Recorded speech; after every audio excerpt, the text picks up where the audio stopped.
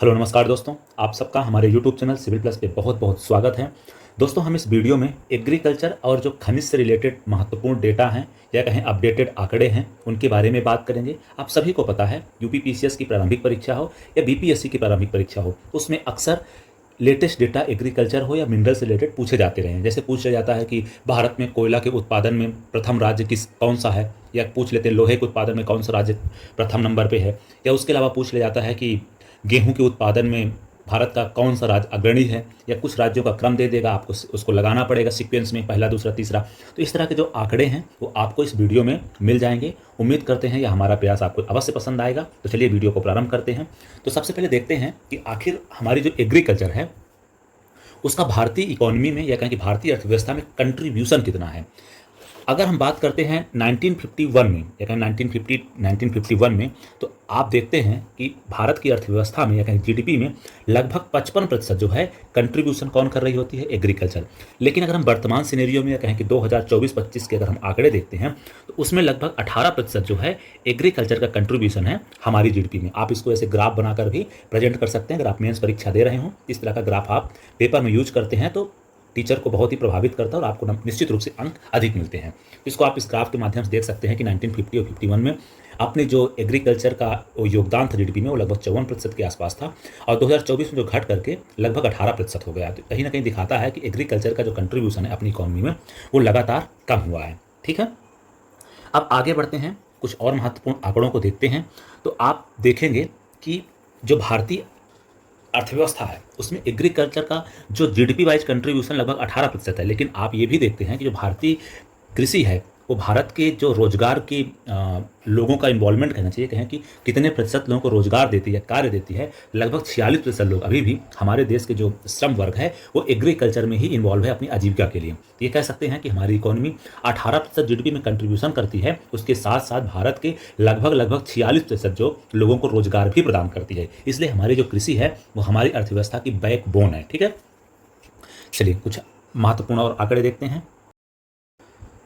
अब हम बात करते हैं कि आखिर खाद्यान्न फसलों को कितने भागों में बांटा जाता है।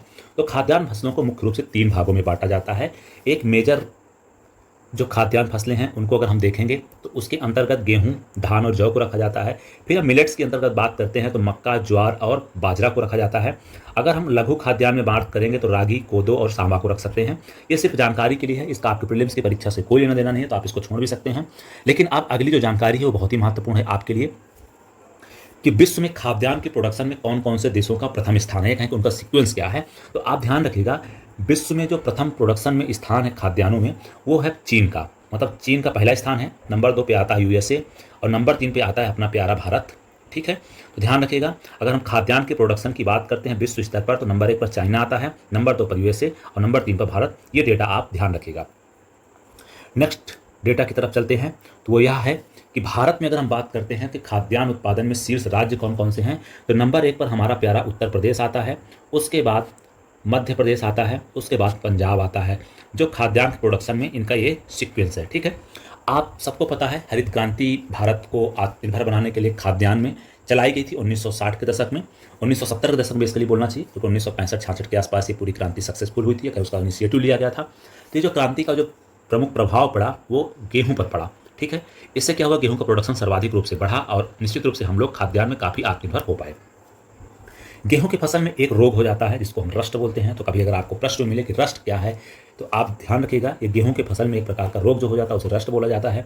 अब हम बात करते हैं दालों के बारे में। तो दालों के बारे में एक इन्फॉर्मेशन ये है कि भारत जो है दुनिया का पल्सेस का प्रोडक्शन सबसे ज़्यादा करता है, उसके अलावा सबसे ज़्यादा कंजम्पशन भी करता है, उसके अलावा क्या है कि सबसे ज़्यादा इसका इम्पोर्ट भी करता है। तो ध्यान रखना, भारत दालों का सबसे बड़ा उत्पादक भी है, उपभोक्ता भी है और सबसे बड़ा आयातक राष्ट्र भी है। ठीक है, अगर हम बात करते हैं राइस की या कहें कि धान की प्रोडक्शन की, प्रोडक्शन नहीं प्रोडक्टिविटी बोलेंगे इसको, प्रोडक्टिविटी सबसे ज़्यादा भारत में किस राज्य में देखी जाती है, तो यह है पंजाब में। लगभग 43 कुंटल प्रति हेक्टेयर भारत में प्रोडक्टिविटी है किसकी, पैडी बोल देते हैं, आप राइस भी बोल सकते हैं, जो बोलना आप बोलिए। कुल मिला के धान की सर्वाधिक उत्पादकता भारत के पंजाब राज्य में सर्वाधिक देखने को मिलती है, लगभग कितनी, 43 कुंटल प्रति हेक्टेयर।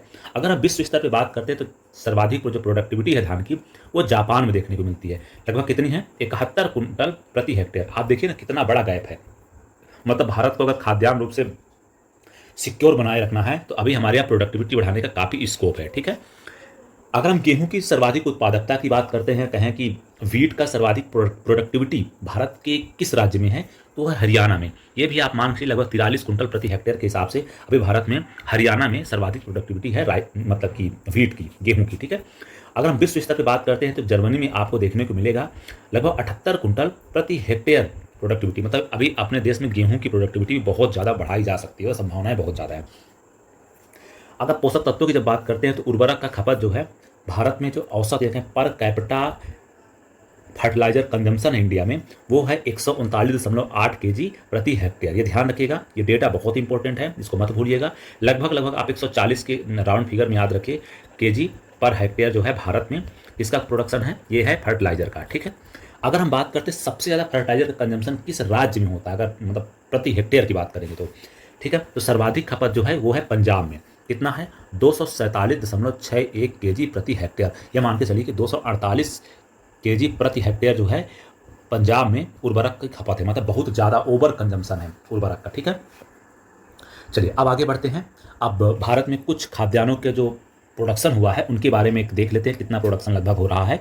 तो अगर आप भारत में देखेंगे तो चावल का जो प्रोडक्शन हो रहा है लगभग ये लाख टन में है, तो 1490 लाख टन जो है भारत में वो चावल का प्रोडक्शन हो रहा है। और गेहूं का प्रोडक्शन की अगर हम बात करें तो लगभग आप मान लीजिए 1175 के आसपास लाख टन भारत में गेहूं का प्रोडक्शन हो रहा है। ये डेटा इतना इंपॉर्टेंट नहीं है, जो महत्वपूर्ण डेटा होगा हम आपको बता देंगे। ठीक है, चलिए आगे बढ़ते हैं। हाँ, अब यहाँ आप देख सकते हैं कुछ और महत्वपूर्ण डेटा है। राज्यों में उर्वरक के कुल उपभोग की दृष्टि से अगर देखेंगे तो सर्वाधिक उपभोग क्रमशः कहाँ होता है? उत्तर प्रदेश में होता है। प्रति हेक्टेयर की बात करें सर्वाधिक उपभोग कहाँ हो रहा है? तो पंजाब में हो रहा है। ठीक है, अगर टोटल मास में देखेंगे कितना पूरे प्रदेश के स्तर पर सबसे ज़्यादा किस राज्य में उर्वरक का प्रयोग हो रहा है, तो वह उत्तर प्रदेश। नंबर 2 पे क्या है? महाराष्ट्र है। नंबर 3 पे है मध्य प्रदेश। तो ये डेटा भी आप ध्यान रखिएगा, कभी अगर आपको ऐसा प्रश्न मिल जाए कि भारत के किस राज्य में सर्वाधिक जो है उर्वरक का प्रयोग होता है, तो वह है उत्तर प्रदेश। और अगर प्रश्न ऐसा है कि किस राज्य में सर्वाधिक प्रति हेक्टेयर उर्वरक का प्रयोग अधिक होता है, तो वो है पंजाब। ये ध्यान रखिएगा, इन दोनों बातों में डिफ्रेंशिएट आप अच्छे से कर लीजिएगा। ठीक है, अगर बात की जाए कि भारत में सर्वाधिक 4 सिंचित क्षेत्रफल वाली फसलें कौन कौन सी हैं, एक है सबसे ज़्यादा इरीगेटेड क्रॉप्स कौन कौन सी हैं, तो उसमें है नंबर 1 पर गन्ना, नंबर 2 पे है गेहूँ, नंबर 3 पे है रेप सीड और सरसों, और नंबर 4 पे है चावल। 3 फसलों का नाम आप ध्यान रखिएगा, कभी ऐसा प्रश्न है तो आप इसको अच्छे से कर सकते हैं। ठीक है, चलिए अब हम देखते हैं कि कृषि उत्पादक जो हैं उनमें से कौन जो राज्य हैं, नंबर 1 है, नंबर 2 है, नंबर 3 है। तो अगर हम बात करते हैं चावल के प्रोडक्शन में भारत का कौन सा राज्य अग्रणी है, तो नंबर 1 पर तेलंगाना है। तो ध्यान रखिएगा दोस्तों, नंबर 1 पर चावल के उत्पादन में कौन सा राज्य है? तेलंगाना है। ठीक है, ये लगभग 12% हिस्सा जो है चावल का प्रोडक्शन करता है। उसके बाद हमारा प्यारा उत्तर प्रदेश और फिर पश्चिम बंगाल। इन तीनों का क्रम याद रखना महत्वपूर्ण है। ठीक है, अब आते हैं हम गेहूं के बारे में। तो वीट की प्रोडक्शन की जब हम बात करेंगे तो सर्वाधिक वीट का प्रोडक्शन कहाँ होता है? उत्तर प्रदेश में। लगभग पूरे देश के गेहूं के उत्पादन का 31% अकेले हमारा प्यारा उत्तर प्रदेश करता है। उसके बाद हमारा मध्य प्रदेश और उसके बाद पंजाब करता है। ठीक है, अगर हम मक्का की बात करते हैं तो मक्का का सर्वाधिक उत्पादन कहाँ होता है दोस्तों? कर्नाटक में होता है। उसके बाद कहाँ? बिहार में, फिर हमारा प्यारा मध्य प्रदेश। ज्वार की बात करेंगे तो ज्वार का सर्वाधिक उत्पादन जो होता है वो होता है महाराष्ट्र में। तो इनका देखो पूरा सीक्वेंस याद मत करो, इसमें ज्वार में सिर्फ महाराष्ट्र याद रखो, तो इतना इंपॉर्टेंट नहीं है, इतना नहीं पूछा जाएगा। ठीक है, अब आगे चलते हैं। बाजरे की बात करेंगे तो बाजरा का सर्वाधिक जो प्रोडक्शन होता है वो कहाँ होता है? ये होता है राजस्थान में। इसका आप एक क्रम याद रखिए, सफिशियंट है। रागी की बात करेंगे तो रागी का सर्वाधिक प्रोडक्शन कहाँ होता है दोस्तों? कर्नाटक में होता है। बाकी आप देखने के लिए भी देख लीजिए, तमिलनाडु और उत्तराखंड उसके बाद सीक्वेंस में आते हैं। कुल खाद्यान्न की बात करेंगे या कहें कि टोटल जो खाद्यान्न का प्रोडक्शन होता है उसके सीक्वेंस में देखेंगे तो नंबर 1 पर उत्तर प्रदेश है, नंबर 2 पर मध्य प्रदेश है और नंबर 3 पर पंजाब है। हमने आपको ये सीक्वेंस आगे बताया भी है। ठीक है, अगर कुल खाद्यान्न की बात करेंगे तो उत्तर प्रदेश का प्रोडक्शन करने में लगभग 18% खाद्यान्न का अकेले प्रोडक्शन कौन करता है भारत का? वो करता है उत्तर प्रदेश। 12% के आसपास प्रोडक्शन करता है मध्य प्रदेश और 9% के आसपास जो प्रोडक्शन करता है पूरे खाद्यान्न का वो है पंजाब। ठीक है, मोटे अनाजों में अगर हम बात करते हैं तो नंबर 1 राज्य कौन सा है? मोटे अनाजों के उत्पादन में नंबर 1 राज्य है राजस्थान और नंबर 2 पे आता है कर्नाटक। ठीक है, तो ये सीक्वेंस आप ध्यान रखिएगा, हो सकता है यहाँ से आपको प्रश्न देखने को मिल जाए। अगर हम मूंग के उत्पादन में बात करते हैं तो नंबर 1 पर आता है कौन सा राज्य? वो है मध्य प्रदेश और नंबर 2 पे आता है राजस्थान। ठीक है, कुल दालों के प्रोडक्शन में बात करते हैं तो कुल दालों के प्रोडक्शन में नंबर 1 पर आता है मध्य प्रदेश और उसके बाद आता है नंबर 2 पे महाराष्ट्र और नंबर 3 पर आता है राजस्थान। ये तीनों का सीक्वेंस याद रखना, ये इंपॉर्टेंट है। ठीक है, उसके बाद और दलहन में देख लेते हैं कुछ। तो चना के उत्पादन नंबर 1 राज्य कौन सा दोस्तों? चना के उत्पादन नंबर 1 राज्य है मध्य प्रदेश। ठीक, उसके बाद कौन सा राज्य आता है चना के उत्पादन में? वो है महाराष्ट्र, और उसके बाद है राजस्थान। तो ध्यान रखना, मध्य प्रदेश जो है पूरे भारत का चना लगभग 26% उत्पादन के लिए मध्य प्रदेश ही चना का उत्पादन कर रहा है। जब हम अरहर या तुअर की बात करते हैं तो इसके उत्पादन में नंबर 1 राज्य कौन सा है? वो है कर्नाटक। ठीक है दोस्तों, नंबर 1 पे कर्नाटक है तुअर के उत्पादन में। उड़द के उत्पादन में कौन सा राज्य है नंबर 1? वो है मध्य प्रदेश। इनका एक एक याद रखना, लेकिन चना वाला नंबर तीनों याद रखिएगा, तुअर वाला भी तीनों रखिएगा, क्योंकि तुअर इंपॉर्टेंट है, क्योंकि एक बहुत बड़ा पूरे भारत में प्रोटीन का एक अच्छा सोर्स भी माना जाता है दालें। ठीक है, तो इनका नाम आप ध्यान रखिएगा। ठीक है,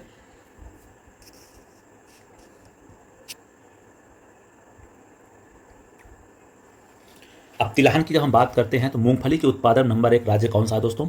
मूंगफली के उत्पादन नंबर 1 राज्य है गुजरात। नंबर 2 पे आता है राजस्थान, नंबर 3 पे आता है मध्य प्रदेश। तो आप ध्यान रखिएगा, जो गुजरात है मूंगफली उत्पादन में लगभग पूरे भारत का 45% अकेले मूंगफली का प्रोडक्शन गुजरात करता है। ठीक है, रेपसीड या सरसों की बात करते हैं तो राजस्थान नंबर 1 पर आता है, उसके बाद उत्तर प्रदेश आता है, उसके बाद मध्य प्रदेश आता है। अगर सीक्वेंस पूछा जाए कि सरसों या रेपसीड के उत्पादन में भारत के अग्रणी राज्य कौन से हैं, तो नंबर 1 पर राजस्थान आएगा, नंबर 2 पे यूपी आएगा, और नंबर 3 पे हमारा प्यारा मध्य प्रदेश आएगा। अगर हम सोयाबीन की बात करते हैं तो सोयाबीन का जो उत्पादन है अकेले 41 लगभग 42% जो है वो मध्य प्रदेश करता है, उसके थोड़ा नीचे है महाराष्ट्र, फिर उसके बाद राजस्थान का नंबर आता है। तो ये सीक्वेंस भी आप ध्यान रखिएगा। सूरजमुखी के प्रोडक्शन की अगर हम बात करते हैं तो कर्नाटक जो है वो नंबर 1 पर आता है। कुल तिलहन की जब हम बात करते हैं कि कौन से राज्य उत्पादन करते हैं, तो कुल तिलहन में उत्पादन में नंबर 1 राज्य है राजस्थान, नंबर 2 पे आता है मध्य प्रदेश, और नंबर 3 पे आता है हमारा प्यारा गुजरात।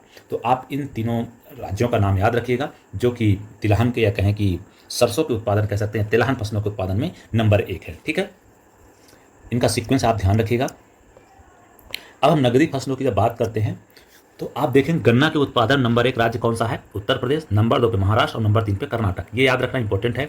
उसके अलावा जब हम कपास की बात करते हैं या कॉटन की बात करते हैं तो नंबर 1 राज्य गुजरात, फिर महाराष्ट्र, फिर तेलंगाना। क्योंकि कई बार अगर सवाल आएगा तो हम तुरंत महाराष्ट्र मार देंगे कि अच्छा वहाँ दक्कन ट्रैक है तो इसलिए हम वहाँ पास महाराष्ट्र लगाएंगे, लेकिन नहीं, वहाँ गलत हो जाएगा। तो ध्यान रखिएगा, कपास के प्रोडक्शन में अभी जो है नंबर 1 जो राज्य है वो गुजरात है, और उसके बाद महाराष्ट्र का नाम आता है। ठीक है, जूट और मेस्ता की जब बात करेंगे तो इसका प्रोडक्शन सबसे ज़्यादा कहाँ हो रहा है? वो है पश्चिम बंगाल, उसके बाद बिहार, उसके बाद असम। अगर आप भारत का मैप बनाएंगे तो आप देखेंगे भारत का जो ईस्टर्न पार्ट है, जैसे ये असम वाला पार्ट हो गया, ये बंगाल वाला पार्ट हो गया, और ये पूरा बिहार वाला पार्ट हो गया, यहाँ मुख्य रूप से आपको देखने को मिलेगा कहाँ? ये क्या देखने को मिलेगा? यहीं आपको जूट और मेस्ते का प्रोडक्शन होता वो आपको देखने को मिलेगा। ठीक है,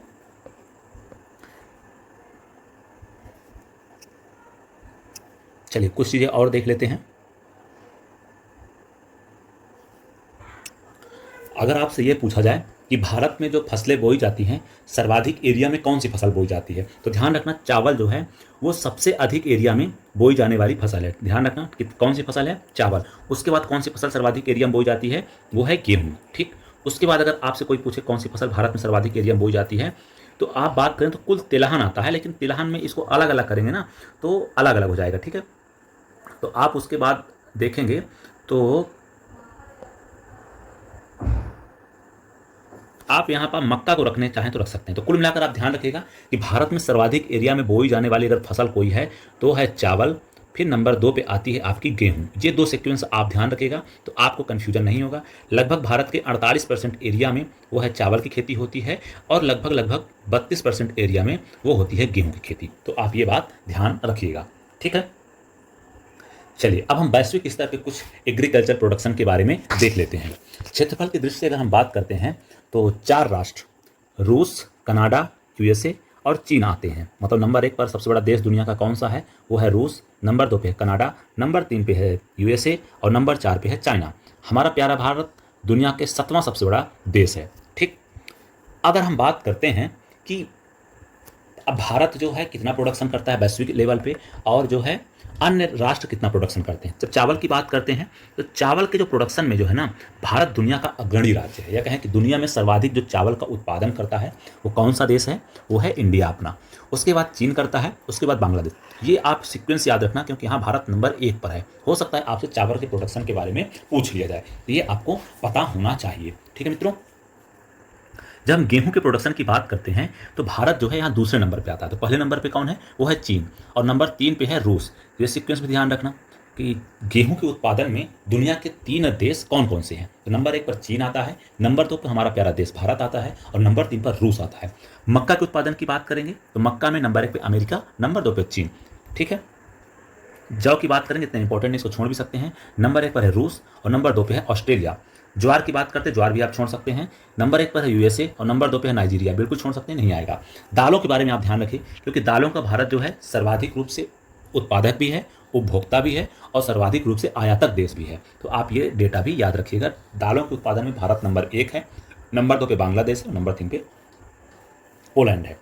अगर हम तिलहन की जब बात करते हैं वैश्विक स्तर पर, तो सर्वाधिक मूंगफली का जो उत्पादन करता है कौन सा देश करता है? सर्वाधिक मूंगफली का उत्पादन जो करता है वो चीन करता है।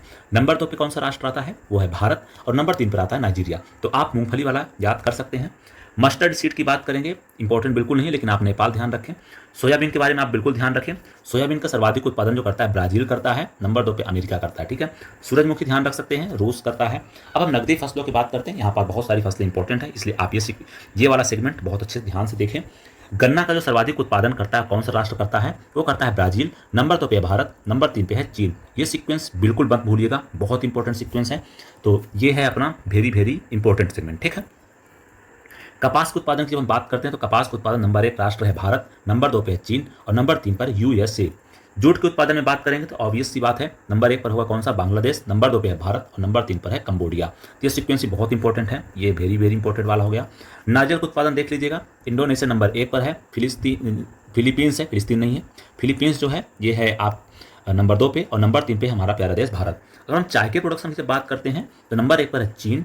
चाय और चीन को एक साथ जोड़ के याद रखोगे तो आपको याद रह जाएगा। उसके बाद है भारत और नंबर 3 पे है केन्या। ये सीक्वेंस भी इंपॉर्टेंट है, क्योंकि भारत के लोग भी चाय बहुत पीते हैं, तो कई बार फिर वही है प्रश्न आएगा, तो कहेंगे भैया चाय तो हम ही पीते हैं, तो चाय हमारा ही होना चाहिए। तो चाय ध्यान रखना, चीन का सब नंबर 1 पर है। ठीक है। कॉफ़ी की बात करते हैं तो नंबर 1 पर है ब्राज़ील और नंबर 2 पे है वियतनाम। ठीक है। तंबाकू हमारे देश में तो बहुत लोग खाते हैं, लेकिन ध्यान रखना चाइनीज लोग भी तंबाकू उत्पादन बहुत करते हैं। वहाँ तंबाकू उत्पादन करते हैं, हमारे देश में बेच देते हैं और हमारे यहाँ पे लोग खैनी खूब खाते रहते हैं। हालांकि भारत में भी खैनी खूब उत्पादन कर लेते हैं लोग बात। ठीक है। और ब्राज़ील भी पीछे नहीं है, तो नंबर 3 पर ब्राज़ील है। ध्यान रखना, तंबाकू के उत्पादन नंबर 1 है चीन, नंबर 2 पे भारत और नंबर 3 पे ब्राज़ील। प्राकृतिक रबर की बात करेंगे, नेचुरल रबर की बात करेंगे तो नंबर 1 पर थाईलैंड, उसके बाद है इंडोनेशिया और उसके बाद नंबर 3 पर आता है कोट डी आइवरे। तो ये डेटा बहुत इंपॉर्टेंट है, वेरी वेरी इंपॉर्टेंट डेटा है, इसको बहुत अच्छे से याद रखिएगा, भूलिएगा नहीं। ठीक है। चलिए अब आगे बढ़ते हैं, कुछ और महत्वपूर्ण आंकड़ों को देखते हैं। कृषि योग्य भूमि की दृष्टि से विश्व में सर्वाधिक भूमि किस देश के पास में है, या कहें कि एग्रीकल्चर जो लैंड है सबसे ज़्यादा किस देश के पास में है? वो है अमेरिका के पास में, ध्यान रखिएगा। उसके बाद किसके पास है? भारत के पास है। भारत के पास लगभग वर्तमान में 180 मिलियन हेक्टेयर भूमि जो है वो एग्रीकल्चर लैंड के रूप में उपयोग हो रही है। अगर हम बात करते हैं सर्वाधिक अनाज उत्पादक राष्ट्र कौन कौन से हैं, तो हमने आगे भी आपको बताया था कि जो है वो चाइना नंबर 1 पर है, उसके बाद यूएसए है, उसके बाद हमारा प्यारा देश भारत है। ठीक है। तो ये जो है ये खाद्यान्न प्रोडक्शन में अग्रणी राज्य हैं, ये कहें राष्ट्र हैं, एक ही बात है। अगर हम गेहूं के उत्पादन नंबर 1 राष्ट्र की बात करेंगे तो वो है चीन, और अगर हम चावल के उत्पादन नंबर 1 राष्ट्र की बात करेंगे तो वो है अपना प्यारा भारत देश इंडिया। ठीक है। देखो आप सबको पता है भारत सरकार जो है एमएसपी की घोषणा करती है। एमएसपी की घोषणा सरकार इसलिए करती है, और कब करती है सरकार? फसल की बुवाई से पहले करती है, ताकि किसान ये डिसाइड कर पाएँ कि उनको कौन सी फसल की खेती करना है। सरकार ने उनको एक मूल्य दे दिया है कि भैया तुम अगर खेती करोगे तो इतना हम एश्योर्ड प्राइस है, तुमको इतना मूल्य हम देंगे ही। इससे किसानों को कम से कम एक फसल की सिक्योरिटी मिल जाती है कि अगर उनका कुछ भी प्रोडक्शन होगा तो उसको एक मूल्य निश्चित रूप से मिल पाएगा और उनका नुकसान नहीं होगा, और वो डिसाइड कर पाते हैं कि उनको कौन सी फसल बोनी है, कौन सी नहीं बोनी है। तो इसका जो निर्धारण कौन सा करता है? इसका निर्धारण जो करता है वो करता है, इसकी संस्तुति जो है कृषि लागत एवं मूल्य आयोग करता है। ठीक है। वर्ष में 2 बार करता है, खरीफ और रबी फसल की जस्ट पहले करता है। ठीक है। और ये कितने फसलों के लिए किया जाता है? ये 22 फसलों के लिए किया जाता है। ठीक है। मतलब कह सकते हैं कि ये 22 एक खाद्यान्न फसलें हैं, और एक फसल जो है वो गन्ना, जिसे एफआरपी इसके लिए निर्धारित किया था। ठीक है। इसका निर्धारण कब से किया जा रहा है? तो कृषि लागत एवं मूल्य आयोग की स्थापना 1965 में की गई थी। वो एमएसपी के निर्धारण के लिए ही की गई थी। ये 1965 से ही एमएसपी का निर्धारण लगातार किया जा रहा है, तो ये बात आप ध्यान रखिएगा। यहाँ अगर आपको कुछ ध्यान रखना हो तो 2025-26 वाला जो डेटा है इसको आप ध्यान रख सकते हैं, जो सरकार ने कुछ कुछ घोषित किए हैं। हालांकि यहाँ सवाल बहुत रेयर में आते हैं, ये इंपॉर्टेंट नहीं है उतना, इसलिए आप इसको छोड़ भी सकते हैं, लेकिन आप एक बार अगर आपको देखना हो तो देख लीजिएगा। जैसे गेहूँ के लिए 2425 रुपये, जौ के लिए 1980, चना के लिए 5650, मसूर के लिए 6700, रेपसीड सरसों के लिए 5950, कुसुम के लिए 5940। अगर हम धान के लिए बात करेंगे, प्रति कुंटल की बात हो रही है, तो धान सामान्य श्रेणी का 25-26 के लिए निर्धारित किया गया है 2369 रुपया, धान श्रेणी ए वाले के लिए 2389 रुपये, ज्वार हाइब्रिड के लिए 3699, ज्वार मालडंडी के लिए 3749 रुपये, रागी जो है 4886 रुपये, बाजरा के लिए 2775 रुपये, मक्का के लिए 2400 रुपये, तुअर के लिए 8000 रुपये, ठीक है, मूंग के लिए 8768 रुपये, उड़द के लिए 7800 रुपये, मूंगफली के लिए 7263 रुपये, सूरजमुखी के लिए 7721 रुपया, सोयाबीन के लिए 5328 रुपये, तिल के लिए 9886 रुपया, राम तिल के लिए 9537 रुपया, कपास के लिए 7710 रुपया, कपास के लिए 8110 रुपये। हालांकि ये डेटा आप बिल्कुल याद मत रखिएगा, अगर कुछ का याद रखना है तो आप धान का ध्यान रख लीजिएगा, उसके अलावा तुअर का ध्यान रख लीजिएगा, बहुत याद रखने का मन है तो मूंगफली का ध्यान रख लीजिए और सोयाबीन का, बाकी छोड़ दीजिए, इंपॉर्टेंट नहीं है। चलिए आप कुछ और महत्वपूर्ण डेटा देख लेते हैं। एग्रीकल्चर ट्रेड के बारे में थोड़े कुछ आंकड़े हैं, उनके बारे में थोड़ा देख लेते हैं। दोस्तों ध्यान रखिएगा, जो भारत के एक्सपोर्ट में एग्रीकल्चर का जो कंट्रीब्यूशन है वो लगभग 11% के आसपास है। तो आपको एग्जैक्ट डेटा अगर नहीं याद है तो आप बस इतना ध्यान रखिए कि भारत के एक्सपोर्ट में लगभग 11% कंट्रीब्यूशन एग्रीकल्चर सेक्टर करता है। अगर हम उस 11% में भी कंट्रीब्यूशन देखेंगे तो उसमें अनाज नंबर 1 है, उसके बाद समुद्री उत्पाद हैं और मसाले हैं, ठीक है। तो आप ये बात थोड़ा ध्यान रखिएगा कि अगर कोई पूछ ले कि भैया जो एग्री एक्सपोर्ट होता है उसमें सर्वाधिक कंट्रीब्यूशन मसालों का है तो स्टेटमेंट गलत होगा। एग्री एक्सपोर्ट में सर्वाधिक कंट्रीब्यूशन जो है अनाजों का है, उसके बाद जो है मैराइन प्रोडक्ट होते हैं, क्या समुद्रिक उत्पाद हैं, उनका योगदान होता है, उसके बाद मसालों का योगदान है, ठीक है। आयात में कृषि क्षेत्र की भागीदारी 4.1% थी। कब? ये थी 2022-23 में, जो 23-24 में घट करके 3.9% हो गई है। ये 3.9% आप देखिए ना, इसमें जो आयात हम लोग कर रहे हैं इसमें एक बहुत बड़ा कंट्रीब्यूशन जानते हैं किस चीज़ का होगा? एक तो होगा खाद्यान्न तेल का, और दूसरा मध्य होगा जो इसमें हम लोग आयात करते हैं। एक तो खाद्यान्न तेल है और दूसरा हम लोग आयात करते हैं सबसे ज़्यादा किसकी? दाल का। समझ रहे हैं ना? ये दो चीज़ें हैं जो हमारे आयात बिल को लगातार बढ़ाता है। एग्री आयात जो हमारा बिल होता है, इम्पोर्ट बिल होता है, उसको यह बढ़ाता है, ठीक है। आप देख लीजिए, खाद्यान्न तेल, दालें और काजू, यही 3 चीज़ें हैं जो हमारे यहाँ आयात सबसे ज़्यादा की जाती हैं, ठीक है। तो आप ये डेटा आपने देख ही लिया है। अब चलते हैं थोड़ा हॉर्टिकल्चर संबंधित कुछ डेटा देख लेते हैं। राष्ट्रीय बागवानी या नेशनल हॉर्टिकल्चर बोर्ड की स्थापना कब हुई थी? 1984 में हुई थी। डेटा याद रखिएगा। इसका मुख्यालय कहाँ है? नेशनल हॉर्टिकल्चर बोर्ड का मुख्यालय कहाँ है? गुरुग्राम, हरियाणा में है, ठीक है मित्रों। ये बात आप ध्यान रखिएगा। इसका प्रोडक्शन कितना हुआ बिल्कुल याद नहीं करना है आपको, कोई मतलब नहीं है। आप देखिए, फलों के उत्पादन के लिए कहेंगे जो फलों की खेती होती है उसको हम क्या बोलते हैं? पोमोलॉजी बोलते हैं। क्या बोलते हैं दोस्तों? पोमोलॉजी। अगर प्रश्न आपके सवाल में आ जाए कभी पेपर में, पोमोलॉजी क्या है दोस्तों? ये फलों के उत्पादन संबंधी जो खेती होती है, कहेंगे फलों के उत्पादन जो किया जाता है उसे हम पोमोलॉजी कहते हैं, ठीक है। विश्व में सर्वाधिक विश्व में सर्वाधिक फल का उत्पादन कहाँ होता है, किस देश में होता है दोस्तों? तो सर्वाधिक फल का उत्पादन चीन में होता है, नंबर 2 पे भारत और नंबर 3 पे ब्राज़ील। अगर प्रश्न कभी आ जाए कि फलों का सर्वाधिक उत्पादन कहाँ होता है, तो नंबर 1 है दोस्तों, ध्यान रखना, चाइना, इंडिया एंड ब्राज़ील, ठीक है। अगर कोई पूछे कि सर्वाधिक आम का उत्पादन कहाँ होता है दोस्तों, तो भारत में होता है। पपीता का उत्पादन सर्वाधिक कहाँ होता है? भारत में होता है। नींबू कहाँ होता है? भारत में होता है। केला का उत्पादन सर्वाधिक विश्व में कहाँ होता है? वो भी भारत में ही होता है। देश में सर्वाधिक अगर हम बात करते हैं फल का उत्पादन किस राज्य में होता है, तो ध्यान रखिएगा, देश में अपने भारत के अंदर सर्वाधिक अगर फल का उत्पादन कहीं होता है तो वो है दोस्तों आंध्र प्रदेश में। नंबर 2 पे जो होता है वो है महाराष्ट्र में, और नंबर 3 पे हमारा प्यारा उत्तर प्रदेश है, जहाँ पर सर्वाधिक फलों का उत्पादन होता है। कि फ्रूट्स प्रोडक्शन में भारत में नंबर 1 जो स्टेट है वो कौन सा है? आंध्र प्रदेश है। नंबर 2 पे आता है महाराष्ट्र और नंबर 3 पर आता है उत्तर प्रदेश, ठीक है। चलिए अब हम बात करते हैं कि क्षेत्रफल और उत्पादन की दृष्टि से 2023-24 में सर्वाधिक क्षेत्रफल पर आम की खेती और सर्वाधिक मात्रा में केले का उत्पादन मिलियन टन में हुआ था, ठीक है। कहाँ हुआ था, अब इसको देख लेते हैं।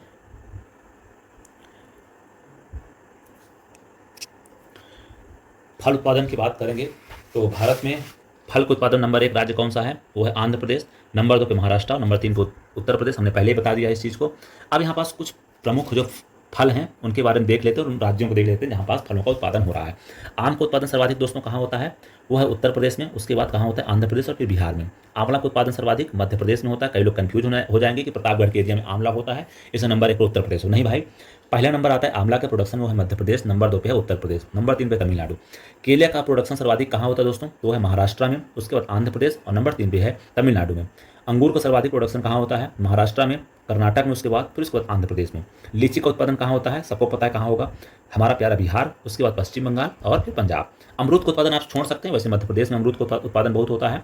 इलाहाबाद वाले क्षेत्र में भी उत्पादन बहुत होता है उत्तर प्रदेश के, तो ध्यान रखना, इसलिए उत्तर प्रदेश सेकंड नंबर पे है, नंबर 3 पे है आंध्र प्रदेश। ठीक है, अनानास छोड़ सकते हो, वैसे अनानास का उत्पादन जो है पश्चिम बंगाल में होता है। नारियल याद रखिएगा, नारियल का सर्वाधिक उत्पादन जो होता है कर्नाटक में होता है, उसके बाद तमिलनाडु में होता है। अनार वैसे पढ़ लीजिए, इंपॉर्टेंट उतना है नहीं क्योंकि बहुत महंगा है। महाराष्ट्र नंबर 1 है, नंबर 2 पे गुजरात है। ठीक है, अखरोट वैसे जम्मू कश्मीर वाला है एरिया। ठीक है, काजू का जो उत्पादन है सर्वाधिक महाराष्ट्र में किया जाता है, याद रख लीजिए भाई, काजू महंगा है, बढ़िया है, अच्छा लगता है मुझे तो बहुत ज़्यादा। काजू का जो प्रोडक्शन है महाराष्ट्र में होता है और उसके बाद फिर आंध्र प्रदेश और उड़ीसा। ध्यान रखिएगा, बादाम का प्रोडक्शन सर्वाधिक जम्मू कश्मीर में होता है, तो ध्यान रखिएगा अखरोट और जो बादाम है वो कहाँ होता है सर्वाधिक प्रोडक्शन? वो होता है जम्मू कश्मीर में। ठीक, पपीता वैसे याद करने की जरूरत है नहीं, वैसे फिर भी देख लीजिए, गुजरात नंबर 1। सेब का सर्वाधिक जो प्रोडक्शन होता है वो जम्मू कश्मीर, फिर हिमाचल प्रदेश, उत्तराखंड। ठीक है, खरबूजा का प्रोडक्शन उत्तर प्रदेश में होता है। संतरा का प्रोडक्शन सर्वाधिक मध्य प्रदेश में होता है और उसके बाद महाराष्ट्र और फिर उसके बाद पंजाब में। मौसम्बी का प्रोडक्शन जो होता है आंध्र प्रदेश में होता है। नींबू का प्रोडक्शन आंध्र प्रदेश में होता है। तरबूजा प्रोडक्शन सर्वाधिक कहाँ होता है? उत्तर प्रदेश में होता है। सुपारी प्रोडक्शन कहाँ होता है दोस्तों? कर्नाटक में होता है, फिर केरल में, फिर उसके बाद असम में। तो सुपारी वाला याद रख लीजिएगा, बाकी छोड़ दीजिएगा। कोकोवा का सर्वाधिक उत्पादन कहाँ होता है दोस्तों? वो होता है आंध्र प्रदेश में। ठीक, अगर हम अब विश्व स्तर पे बात करते हैं जो फलों के प्रोडक्शन या फ्रूट्स प्रोडक्शन में बात करेंगे, तो आम का प्रोडक्शन सर्वाधिक किस देश में होता है? तो वो है भारत में, उसके बाद इंडोनेशिया में। केला के प्रोडक्शन की बात करेंगे, बनाना के प्रोडक्शन में सर्वाधिक कहाँ होता है? तो इंडिया में नंबर 1 है, नंबर 2 पे चीन है, नंबर 3 पर इंडोनेशिया है। अंगूर की बात करेंगे, अभी मेंस में पूछ लिया था उत्तर प्रदेश में अंगूर की खेती कैसे बढ़ाएंगे, अपन तो पगला ही गए थे। अंगूर की खेती जो है सर्वाधिक क्या कहें, प्रोडक्शन सर्वाधिक कहाँ होता है? चीन में होता है, उसके बाद इटली में होता है। बस इंपॉर्टेंट नहीं है, छोड़ देना आप। अमरूद वाला ध्यान रखिएगा, भारत में ही होता है। काजू छोड़ दीजिए, वैसे इंपॉर्टेंट नहीं है। बादाम यूएसए में होता है। पपीता भी इंपॉर्टेंट नहीं है, भारत में ही होता है। सेब देख लीजिएगा, चीन में, नंबर 2 पे यूएसए, नंबर 3 पे तुर्की। फिर उसके बाद संतरा ध्यान रख लीजिएगा, संतरा का उत्पादन ब्राज़ील में होता है, फिर चीन में, फिर मैक्सिको में। बाकी आप देख लीजिएगा, उतना इंपॉर्टेंट है नहीं, इसलिए हमने उसको छोड़ दिया है। अब हम वेजिटेबल प्रोडक्शन की तरफ चलते हैं और देखते हैं कि आखिर वेजिटेबल का प्रोडक्शन जो है वो कहाँ कहाँ होता है, कितना होता है, कैसे होता है। भैया सबसे पहले आपको ध्यान रखना चाहिए, जो वेजिटेबल का प्रोडक्शन होता है, वेजिटेबल का एग्रीकल्चर होता है, उसको हम क्या बोलते हैं दोस्तों? ओलेरियो कल्चर बोलते हैं। ठीक है, क्या बोलते हैं? ओलेरी कल्चर। ओलेरी कल्चर बोलते हैं क्या? वेजिटेबल प्रोडक्शन को। वेजिटेबल प्रोडक्शन क्या बोलते हैं? ओलेरी कल्चर। ठीक है, अब ये प्रोडक्शन वगैरह आपको ध्यान रखने की जरूरत नहीं है क्योंकि ये याद नहीं होगा, भूल जाओगे। भारत का विश्व में चीन के बाद दूसरा स्थान है वेजिटेबल प्रोडक्शन में। ठीक है, सब्जी उत्पादन में भारत का योगदान विश्व में लगभग कितना % है? लगभग 12% दुनिया की सब्जी हम अकेले उगा लेते हैं। ठीक है, उसको खा भी जाते हैं। अब बात करते हैं कि भारत के सब्जी उत्पादक प्रमुख राज्य कौन से हैं। सबसे ज़्यादा भारत में किस राज्यों में सब्जी का प्रोडक्शन होता है? तो नंबर 1 पर आता है उत्तर प्रदेश, उसके बाद पश्चिम बंगाल, नंबर 3 पे आता है प्यारा मध्य प्रदेश। तो ये ध्यान रखिएगा, लगभग पूरे भारत की 34% सब्जी का उत्पादन अकेले उत्तर प्रदेश करता है। ठीक है, कुल सब्जी उत्पादन में प्रथम स्थान दोस्तों चीन का है, उसके बाद भारत का, उसके बाद यूएसए का स्थान आता है। ठीक है, अगर हम सब्जियों के कुछ प्रमुख सब्जी हैं और उनके उत्पादक राज्य कौन से, उनको भी एक बार देख लेते हैं। फूल गोभी पश्चिम बंगाल करता है। अदरक का उत्पादन सर्वाधिक कौन करता है? मध्य प्रदेश करता है, फिर उड़ीसा करता है। आलू का उत्पादन ध्यान रखिएगा, इंपॉर्टेंट है, उत्तर प्रदेश, फिर पश्चिम बंगाल, फिर बिहार। प्याज की प्रोडक्शन भी देख लीजिए, अक्सर महंगी होती रहती है, तो महाराष्ट्र नंबर 1 पर है, नंबर 2 पे मध्य प्रदेश और नंबर 3 पे गुजरात। टमाटर को भी देख लो भाई, टमाटर बहुत कभी कभी परेशान कर देता है, जितना लाल ये है उतना आदमी का फिर दिमाग भी लाल पीला कर देता है। तो टमाटर जो है सर्वाधिक प्रोडक्शन होता है मध्य प्रदेश में, नंबर 2 पे आंध्र प्रदेश और नंबर 3 पे कर्नाटक। लहसुन भी देख लो भाई, लास्ट ईयर बहुत ज़्यादा महंगी हो गई थी, 4-5 रुपये किलो हो गई थी, तो लहसुन का प्रोडक्शन सर्वाधिक कहाँ होता है? वो भी मध्य प्रदेश में होता है और नंबर 2 पे राजस्थान पे। ठीक है, ये डेटा थोड़ा ध्यान रखिएगा, खासतौर पर इसमें अदरक का ध्यान रखिए, आलू, प्याज, टमाटर, लहसुन का। ठीक है, आपकी सब्जी पूरी कंप्लीट हो गई है। अब कुछ और करते हैं, अभी थोड़ा बचा हुआ है। अब विश्व स्तर पर देख लेते हैं भाई कि सब्जी का क्या क्या मामला है। अदरक का सर्वाधिक उत्पादन भारतीय लोग ही करते हैं। प्याज हम ही लोग सबसे ज़्यादा उत्पादन करते हैं। उसके बाद टमाटर सबसे ज़्यादा चीन करता है, फिर उसके बाद हम करते हैं। लहसुन का उत्पादन सर्वाधिक चीन करता है, फिर भारत करता है। आलू का उत्पादन सर्वाधिक चीन करता है, फिर भारत करता है। ठीक है, अब क्या हो गया, सब्जी के बाद अब थोड़ा फूल के बारे में बात कर लेते हैं कि आखिर फूल का क्या मामला है भाई। फूलों का सर्वाधिक उत्पादन भारत के किस राज्य में होता है? तो ध्यान रखिएगा, फूलों का सर्वाधिक उत्पादन भारत के तमिलनाडु में होता है, उसके बाद मध्य प्रदेश, उसके बाद कर्नाटक राज्य में होता है। ठीक है दोस्तों, चलिए नेक्स्ट की तरफ चलते हैं। अगर हम विश्व स्तर पर बात करेंगे सर्वाधिक फूल का उत्पादन कहाँ होता है, दोस्तों ध्यान रखिएगा, देखो ये डेटा इंपॉर्टेंट नहीं है, एक बार फिर भी आप देख लीजिए। नीदरलैंड का ध्यान रखिएगा, ये सर्वाधिक फूल का उत्पादन करता है और सर्वाधिक फूलों का निर्यात भी यही करता है। और सर्वाधिक फूल को आयात कौन सा देश करता है, या कहेंगे सर्वाधिक फूलों को मंगाता कौन सा देश है अपने देश के अंदर, वो है यूएसए। अब हम चलते हैं, हाँ एक चीज़ भूल गया, फूलों के उत्पादन को क्या बोलते हैं? इसको बोलते हैं फ्लोरिकल्चर। क्या फ्लावर होता है ना, फ्लोरिकल्चर इसे बोलते हैं। ठीक है, तो ध्यान रखिएगा। अब हम बात करते हैं मसालों के बारे में। ठीक है, स्पाइसेस प्रोडक्शन जो है वो कहाँ होता है सर्वाधिक? दोस्तों ध्यान रखना, भारत जो है दुनिया का सबसे बड़ा मसालों का उत्पादक देश है। ठीक है, उसके साथ भारत क्या है, सबसे ज़्यादा कंजम्पशन भी करने वाला देश है। और दूसरा तीसरी बात क्या है यहाँ ध्यान रखने वाला, सर्वाधिक हम लोग मसालों का एक्सपोर्ट भी करते हैं। ठीक है, तीन बातें ध्यान रखना, हम लोग सबसे ज़्यादा स्पाइस जो है उसका उत्पादन करते हैं, प्रोडक्शन करते हैं, उनका कंजम्पशन भी करते हैं और सबसे ज़्यादा इसका एक्सपोर्ट भी करते हैं। ठीक है, अगर हम भारत में बात करते हैं कि भारत में सर्वाधिक जो है स्पाइस का उत्पादन कौन करता है, तो वो है मध्य प्रदेश। सबसे ज़्यादा मध्य प्रदेश में मसालों की खेती की जाती है, मसालों का उत्पादन किया जाता है। उसके बाद आता है स्थान गुजरात का, उसके बाद है आंध्र प्रदेश। तो मध्य प्रदेश, गुजरात और आंध्र प्रदेश जो है भारत में मसालों का उत्पादन करने में अग्रणी राज्य हैं। ठीक है, अगर हम वैश्विक स्तर पर जब हम बात करते हैं कि वैश्विक स्तर पर मसालों का सर्वाधिक उत्पादन करने वाले राष्ट्र कौन कौन से हैं, तो उसमें नंबर 1 पर आता है भारत, नंबर 2 पे आता है तुर्की और नंबर 3 पर आता है बांग्लादेश। ठीक है, इन तीनों देशों का भी आप नाम ध्यान रख सकते हैं। मसालों का जो राजा होता है उसे किससे कहा जाता है? मसालों का राजा, मसालों का जो राजा है उसे काली मिर्च को कहते हैं। ठीक है, मसालों की रानी की उपमा किसे दी जाती है? वो है इलायची। अब आप कमेंट करके बताइए कि भारत में एक इलायची की पहाड़ी है, वो कौन से राज्य में है? कमेंट करके बताइए जरा। अब हम भारत में कुछ जो प्रमुख मसाले हैं उनके उत्पादक राज्यों के बारे में थोड़ी सी जानकारी ले लेते हैं। काली मिर्च का उत्पादन भारत में कहाँ होता है? तो काली मिर्च का जो उत्पादन है भारत के कर्नाटक राज्य में सर्वाधिक होता है, उसके बाद केरल और असम में। छोटी इलायची का उत्पादन दोस्तों सबसे ज़्यादा कहाँ होता है? वो भी केरल में होता है। हल्दी का उत्पादन भारत में कहाँ होता है? महाराष्ट्र में होता है। अदरक का उत्पादन कहाँ होता है दोस्तों? मध्य प्रदेश में होता है। धनिया बीज का उत्पादन सर्वाधिक कहाँ होता है दोस्तों? वो भी मध्य प्रदेश में ही होता है। जीरा का उत्पादन गुजरात में, लौंग का उत्पादन तमिलनाडु में। तो आप इसको बस 1 2 बार 3 बार 4 बार सुनिएगा तो आपको ज़्यादातर मसालों के बारे में भी आपको चीज़ें याद हो जाएंगी। ठीक है, इसमें जो इंपॉर्टेंट है वो है काली मिर्च, उसके बाद अदरक, छोटी इलायची, ये इंपॉर्टेंट चीज़ें हैं तो इनको तुम थोड़ा ध्यान रखिएगा। ठीक है, अगर हम वैश्विक स्तर पर बात करते हैं तो भारत का सर्वाधिक जो निर्यात करने वाले देश हैं वो है भारत, तुर्की और स्पेन। क्या करते हैं ये सर्वाधिक रूप से मसालों का निर्यात करते हैं। मसालों का सर्वाधिक निर्यातक देश कौन कौन से हैं? भारत, तुर्की और स्पेन। और सबसे ज़्यादा मसालों का आयात कौन करता है, कहीं सबसे ज़्यादा मसालों को कौन खरीदता है? तो नंबर 1 पर यूएसए, नंबर 2 पे सऊदी अरेबिया और नंबर 3 पर जर्मनी। ये लोग मसाला दुनिया से खरीदते हैं।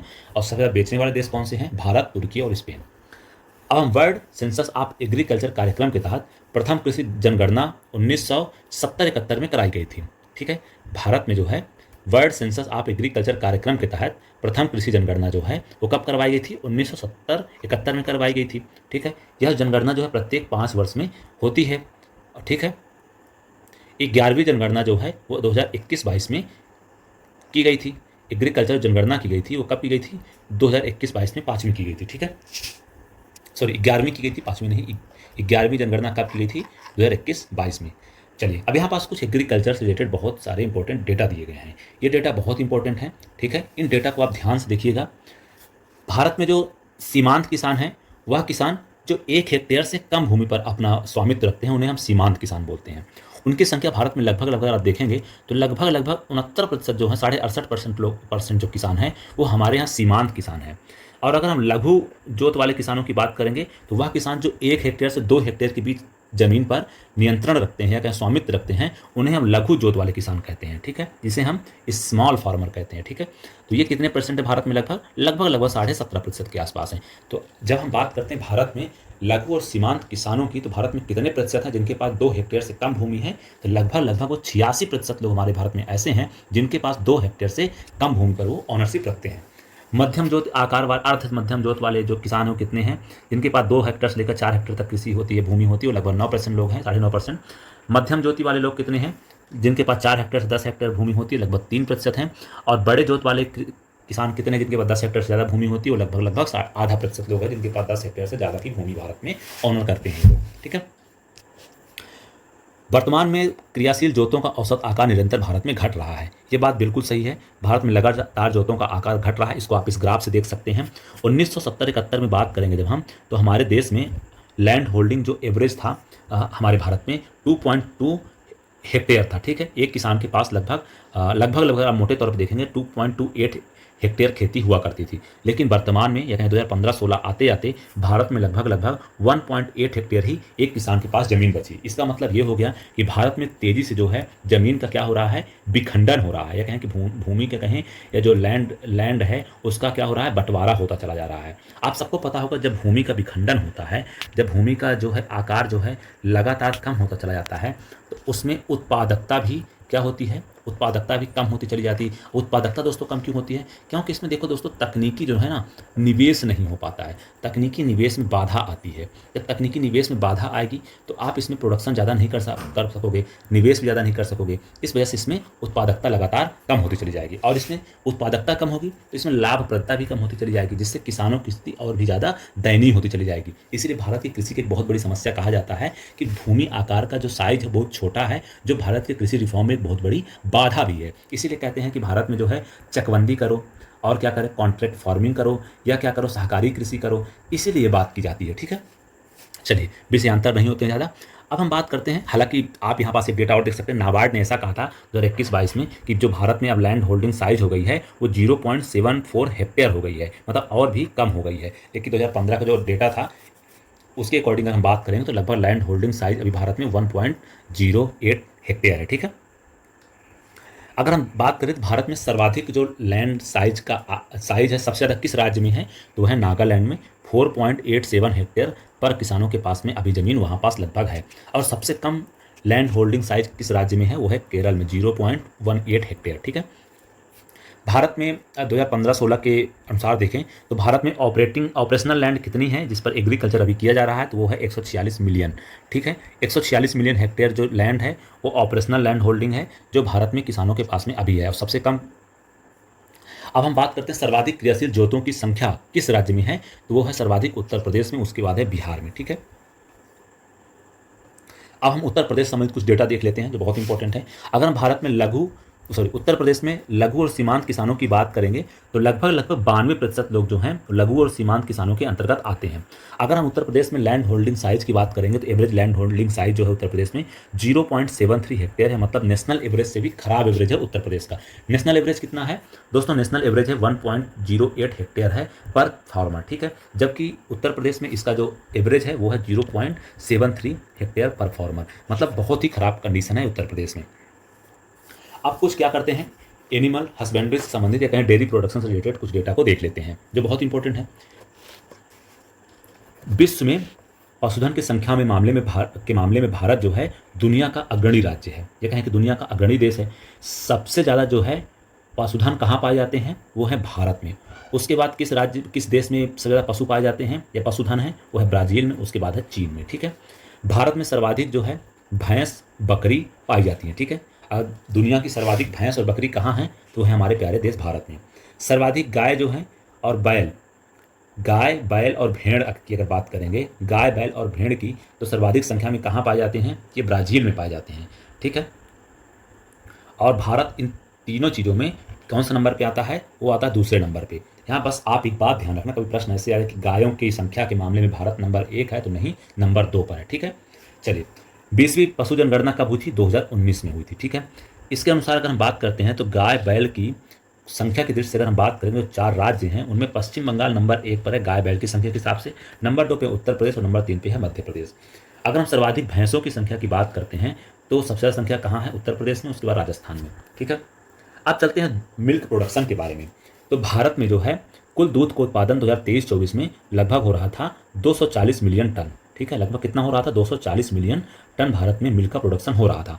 नंबर 1 राज्य कौन सा मिल्क प्रोडक्शन में? नंबर 1 राज्य था उत्तर प्रदेश, और नंबर 2 पे था राजस्थान, और नंबर 3 पे था मिल्क प्रोडक्शन में वो था मध्य प्रदेश। दोस्तों, इस सीक्वेंस जरूर आप ध्यान रखिएगा, इस सीक्वेंस बिल्कुल बहुत इंपॉर्टेंट और कभी भी आपके पेपर में देखने को मिल सकता है। मिल्क प्रोडक्शन की अगर हम बात करें राज्यवार, तो उत्तर प्रदेश का नंबर 1 पोजीशन है, नंबर 2 पे राजस्थान, नंबर 3 पर है मध्य प्रदेश। वैश्विक स्तर पर हम दुग्ध प्रोडक्शन की बात करेंगे तो जो भारत है दुनिया का लगभग 25% जो है मिल्क का प्रोडक्शन अकेले करता है। कितना? ध्यान रखना, 25% मिल्क का प्रोडक्शन भारत अकेले करता है। उसके बाद जो है अमेरिका प्रोडक्शन करता है दूध का, और उसके बाद पाकिस्तान, फिर देन चाइना। ठीक है, अगर हम प्रति व्यक्ति मिल्क प्रोडक्शन या मिल्क के अवेलेबिलिटी की बात करेंगे इंडिया में प्रति व्यक्ति, तो 471 ग्राम प्रतिदिन जो है हमारे भारत में एक व्यक्ति को दूध की उपलब्धता है। जबकि औसत रूप से अगर हम बात करेंगे तो 394 ग्राम ही प्रतिदिन एक व्यक्ति को दूध की उपलब्धता है। या कहेंगे वैश्विक स्तर पर अगर हम बात करते हैं तो औसत रूप से दुग्ध की या कहें दूध की उपलब्धता 394 ग्राम प्रतिदिन प्रति व्यक्ति है, या कहें पर पर्सन है। और वहीं भारत में बात करेंगे तो लगभग 471 ग्राम है पर पर्सन पर डे। ठीक है, इसका मतलब मिल्क प्रोडक्शन में भारत काफ़ी अच्छा और काफ़ी सेल्फ सफिशिएंट कंट्री है। ऊन प्रोडक्शन की बात करते हैं जब हम, तो ऊन प्रोडक्शन में नंबर 1 पर चीन है। ठीक है, भारत में अगर ऊनों की बात करेंगे तो ऊन का प्रोडक्शन सर्वाधिक भारत में कहाँ होता है दोस्तों? तो वो होता है राजस्थान में, उसके बाद जम्मू कश्मीर में। तो ये दोनों राज्यों का नाम ध्यान रखना, तो इंपॉर्टेंट नहीं, फिर आप एक बार देख लीजिएगा। भारत में सर्वाधिक संख्या में पशुधन कहाँ है, किस राज्य में है? सर्वाधिक संख्या में पशुधन किस राज्य में है? उत्तर प्रदेश में है, उसके बाद राजस्थान में है, देन मध्य प्रदेश में। इन तीनों राज्यों का ध्यान रखिएगा नाम, क्योंकि आपको ध्यान ही होगा उत्तर प्रदेश सर्वाधिक दूध का उत्पादन होता है, उसको राजस्थान, फिर उसको मध्य प्रदेश में। तो उसी प्रकार से पशुधन की संख्या भी है। संसार का सर्वाधिक अंडा उत्पादक देश कौन सा है? वो है चीन। ठीक है, उसके बाद भारत का नाम आता है। अगर हम राज्यों की बात करेंगे सर्वाधिक अंडे का उत्पादन भारत के किस राज्य में किया जाता है? तो है आंध्र प्रदेश में, उसके बाद है तमिलनाडु में। ठीक है, भारत के जो है 5 मांस उत्पादक राज्य कौन कौन से हैं? दोस्तों ध्यान रखना, पश्चिम बंगाल जो है भारत का सर्वाधिक अग्रणी राज्य है मांस के प्रोडक्शन में। ठीक है, मीट का जो प्रोडक्शन कर रहा है, कौन सर्वाधिक कर रहा है? वो है पश्चिम बंगाल, उसके बाद उत्तर प्रदेश, फिर महाराष्ट्र। इन तीनों का नाम ध्यान रखना इंपॉर्टेंट है। अब हम बात करते हैं कि शीर्ष FAO स्टैट 2024 की रिपोर्ट के अनुसार 2022 में शीर्ष 4 कुल मांस उत्पादक राष्ट्र जो है चीन, USA, ब्राज़ील, रूस थे। ध्यान रखना, अगर विश्व स्तर पर बात करोगे सर्वाधिक जो मांस का उत्पादन कर रहा था कौन सा देश है? वो है चाइना। ठीक है, अब हम बात करते हैं एपीकल्चर के बारे में, या कहें मधुमक्खी पालन के बारे में। तो जो हनी का प्रोडक्शन सर्वाधिक है वो भारत के किस राज्य में होता है? वो है उत्तर प्रदेश में। उसके बाद कौन से राज्य में होता है? पश्चिम बंगाल में। देन आता है पंजाब का नंबर। ठीक है, अब हम मत्स्य पालन की बात करते हैं तो दोस्तों ध्यान रखना, इसमें कुछ बहुत ही महत्वपूर्ण डेटा है। अंतर्देशीय मछली उत्पादन में, कहीं इनलैंड फिश प्रोडक्शन में भारत का स्थान कौन सा था दोस्तों? वो है दूसरा स्थान। ठीक है, इनलैंड की बात करेंगे तो भारत का स्थान आता है दूसरा। और अगर हम समुद्री मैराइन प्रोडक्शन की बात करेंगे, समुद्री मछली उत्पादन की बात करेंगे, इसमें भारत जो है विश्व का कुल जो है मछली उत्पादन का लगभग 8.92% उत्पादन करता है। ठीक है, एक्वाकल्चर जलीय कृषि कहते हैं, भारत विश्व का दूसरा सबसे बड़ा कृषि उत्पादक देश है। ठीक है, तो ध्यान रखना, अगर कभी प्रश्न आ जाता है कि एक्वाकल्चर में भारत का कौन सा स्थान है, तो वो है दूसरा। ठीक है, अगर हम मछली उत्पादन वाले प्रमुख राज्यों की बात करेंगे तो ध्यान रखना, शेष राज्य है आंध्र प्रदेश, उसके बाद है पश्चिम बंगाल, फिर उसके बाद उत्तर प्रदेश। ठीक है, मछली प्रोडक्शन में अग्रणी राज्य कौन सा है भारत का? वो है आंध्र प्रदेश।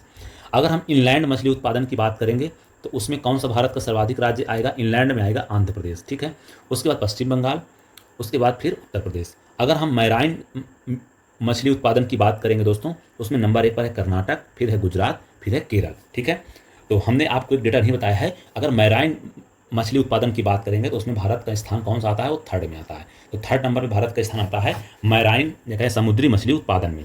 और अगर इनलैंड मछली प्रोडक्शन की बात होगी तो भारत का स्थान दूसरा आता है। ठीक है, और अगर राज्यों के संदर्भ में बात करोगे तो मैराइन प्रोडक्शन वाले में, मैराइन फिश प्रोडक्शन में नंबर 1 राज्य कर्नाटक है, फिर है गुजरात। और अगर हम इनलैंड फिश प्रोडक्शन की बात करेंगे तो नंबर 1 राज्य है आंध्र प्रदेश और नंबर 2 है पश्चिम बंगाल। अब हम बात करते हैं सेरीकल्चर के बारे में, या कहें रेशम उत्पादन के बारे में। विश्व में रेशम का प्रचलन जो है सबसे पहले कौन सा देश किया था? वो किया था चीन ने। चीन जो है प्राकृतिक रेशम के उत्पादन में विश्व में प्रथम स्थान रखता है। ठीक है, चीन जो है प्राकृतिक रेशम के उत्पादन में विश्व में नंबर 1 स्थान रखता है, और नंबर 2 पे हमारा प्यारा देश भारत आता है। ठीक है, रेशम बोर्ड की स्थापना जो है वो कब हुई थी दोस्तों? रेशम बोर्ड की स्थापना हुई थी 1948 में। यह एक स्टेचुरी बॉडी है। ठीक है, भारत में जो है 4 प्रकार के रेशम पाई जाती हैं। कौन कौन सी? मलबरी, तसर, इरी और मूंगा। अगर आपसे कभी सवाल में इस तरह का आ जाए कि चर्चा में रहने वाले शब्द मालवरी, टसर, इरी और मूंगा क्या हैं, तो आप ध्यान रखिएगा ये रेशम की 4 प्रजातियां हैं। भारत जो है कच्चे रेशम का विश्व में दूसरा सबसे बड़ा उत्पादक देश है और साथ में सबसे बड़ा उपभोक्ता देश भी है। कच्चे रेशम के उत्पादन में भारत का कौन सा स्थान है दोस्तों? वो है पहला, दूसरा, ठीक है। और सबसे ज़्यादा उसका उपभोग करने वाला कौन सा देश है? तो वो है नंबर 1, ठीक है। कुल रेशम या शहतूत और गैर शहतूत के उत्पादन में कर्नाटक का नंबर 1 स्थान आता है। अगर आपसे पूछा जाए कि भारत के किस राज्य में सर्वाधिक रेशम का उत्पादन होता है दोस्तों, तो वह है कर्नाटक, ठीक है। फिर है आंध्र प्रदेश, फिर है असम एवं बोडोलैंड। भारत विश्व में लाख का सबसे बड़ा उत्पादक देश है। मतलब अगर लाख का प्रोडक्शन सर्वाधिक कहीं होता है तो दोस्तों वो कहाँ होता है? वो भारत में होता है। लाख के जो कीट हैं वो कहाँ पाले जाते हैं? वो पाले जाते हैं पलाश, बेर और कुसुम आदि के वृक्ष पर, ठीक है। तो लाख के उत्पादन में सर्वाधिक या कहें सबसे अग्रणी देश कौन सा है? वो हमारा प्यारा देश भारत है। और अगर भारत में बात करेंगे किस राज्य में सर्वाधिक लाख का उत्पादन होता है, तो सर्वाधिक लाख का उत्पादन होता है झारखंड में, ठीक है। उसके बाद छत्तीसगढ़, फिर मध्य प्रदेश और पश्चिम बंगाल। तो ध्यान रखना, लाख का सर्वाधिक प्रोडक्शन कहाँ होता है? वो होता है भारत में। और भारत में भी सर्वाधिक कहाँ होता है? वो होता है झारखंड में, ठीक है। अब यहाँ पास देख लेते हैं कि जैसे इसकी 4 प्रजातियाँ होती हैं, तो उन प्रजातियों के सर्वाधिक उत्पादक राज्य कौन कौन से हैं? टसर रेशम का जो उत्पादन है वो कौन करता है? झारखंड करता है। एरी रेशम का उत्पादन कौन करता है? असम और बोडोलैंड करता है। मूंगा रेशम का उत्पादन कौन करता है? असम और बोडोलैंड करता है। शहतूत रेशम का उत्पादन कौन करता है दोस्तों? कर्नाटक करता है। दोस्तों, इस वीडियो में हमने एग्रीकल्चर से रिलेटेड जितने भी नेशनल और इंटरनेशनल प्रमुख आंकड़े थे उसको हमने आपके सामने रखा है, और उम्मीद करते हैं ये वीडियो आपको पसंद आया होगा। हम आगे जो है वो क्या करेंगे, मिनरल्स रिलेटेड जो भी इंडिया एंड वर्ल्ड के डेटा हैं उनको आपके सामने रखेंगे। उसके अलावा जो क्या करेंगे, कुछ और महत्वपूर्ण जो एग्रीकल्चर से रिलेटेड आंकड़े हैं, जैसे फॉरेस्ट रिपोर्ट से संबंधित कुछ डेटा हैं, उनको आपके सामने रखेंगे, लेटेस्ट वाली, ठीक है। उसके अलावा हम क्या करेंगे कि आपके सामने एग्रीकल्चर के अलावा, मिनरल्स के अलावा जो कुछ महत्वपूर्ण आंकड़े हैं उनको, जैसे कि भारत में प्रति व्यक्ति आय किस राज्य में सर्वाधिक है, उसके अलावा शुद्ध घरेलू उत्पाद वाले राज्य सबसे ज़्यादा कौन से हैं, फिर बात करेंगे आपसे कि सर्वाधिक धनी महिलाएं कौन सी हैं, कौन है हमारे देश की। उसके अलावा एमएसएमई की संख्या सर्वाधिक किस राज्य में है, सर्वाधिक फैक्ट्री वाले राज्य कौन से हो सकते हैं हमारे देश में, सर्वाधिक शुगर मिल कहाँ है भारत में, सर्वाधिक फैक्ट्रियाँ किस राज्य में हैं। इस तरह के जो बहुत महत्वपूर्ण डेटा हैं उनको भी हम आपके साथ शेयर करेंगे। जैसे पूछ लेगा कि सर्वाधिक रेल मार्ग लंबे वाला राज्य कौन सा है, वो आपको पता होना चाहिए। राष्ट्रीय राजमार्ग वाले राज्य कौन से हैं सर्वाधिक, वो पता होना चाहिए। तो इस तरह के जो डेटा हैं, 5 निर्यातक राज्य सर्वाधिक कौन से हैं, आयातक राज्य कौन से हैं, ठीक है। इस तरह के जो महत्वपूर्ण डेटा है वो भी हम आपके साथ शेयर करेंगे, ठीक है। दोस्तों, इस वीडियो को हम यही समाप्त करते हैं। आपका हमसे जुड़ने के लिए बहुत बहुत धन्यवाद। अगर वीडियो पसंद आया तो चैनल को सब्सक्राइब करें, वीडियो को लाइक करें और शेयर करना बिल्कुल ना भूलें। आपका हमारे साथ जुड़ने के लिए बहुत बहुत शुक्रिया। जय हिंद, जय भारत। मिलते हैं बहुत जल्द नेक्स्ट वीडियो में।